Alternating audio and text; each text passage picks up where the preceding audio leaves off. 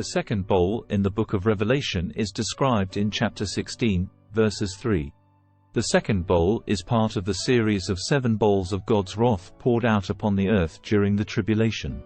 Each of these bowls represents a different aspect of God's judgment upon the world for its sin and rebellion against Him. The second bowl specifically targets the sea, which is often used in the Bible as a metaphor for chaos, uncertainty, and the unknown. By turning the sea into blood, God is symbolically taking control of these chaotic forces and demonstrating His power over them. The blood represents judgment and the consequences of sin on the earth in the last days. The image of the sea turning into blood like that of a corpse is particularly gruesome and evocative. It suggests death, decay, and corruption. This image is a powerful reminder of the cost of sin and the ultimate price that must be paid for it. The sea is no longer a source of life and sustenance, but rather a place of death and decay.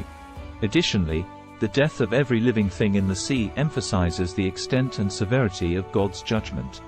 This is not just a targeted strike against a particular group or region, but a global judgment that affects every living thing in the sea.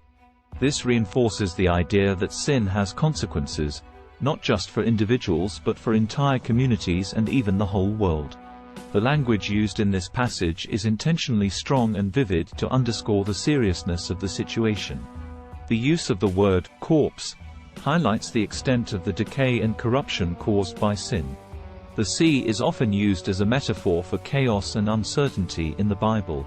It represents the unknown and uncontrollable forces of nature, which can be both beautiful and terrifying. By turning the sea to blood, God is signaling that He is taking control of these chaotic forces and bringing them under His authority. The word foul emphasizes the disgust and revulsion that this image inspires. The second bowl is a reminder of the consequences of sin and judgment that awaits those who refuse to repent and turn back to God. It is a call to recognize the gravity of their actions and to seek forgiveness and redemption before it is too late. But why is God so angry? What has caused Him to pour out His wrath upon the earth? The answer lies in the verses that follow.